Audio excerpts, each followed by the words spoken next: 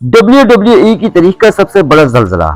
आखिरी रिंग जंग में उबा फैमिली के हाथों शिकस्त के बाद the best wrestler Brock Lesnar का प्रोफेशनल रेसलिंग से हमेशा के लिए रिटायरमेंट का तारीखी ऐलान। इस वक्त ग्लोबल स्पोर्ट्स मीडिया में एक ऐसा बम फटा है जिसने दुनिया भर के रेसलिंग स्टैंड्स हिला कर रख दिए हैं।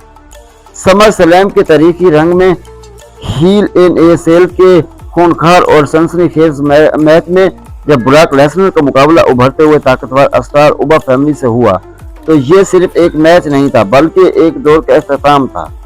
मैच के बाद रिंग के अंदर ही लेजेंडरी ब्रॉक लेसनर ने अपने हरीफ का हाथ उठाकर दुनिया के सामने ये तस्लीम किया कि वो अब माजी है और आने वाले वक्त में यानी मुस्तकबिल सिर्फ उबा फैमिली का है। सीना 2000 में जब इस तूफान में कदम रखा था तो किसी को अंदाजा नहीं था कि ये शख्स स्पोर्ट एंटरटेनमेंट की तारीख बदल कर रख देगा।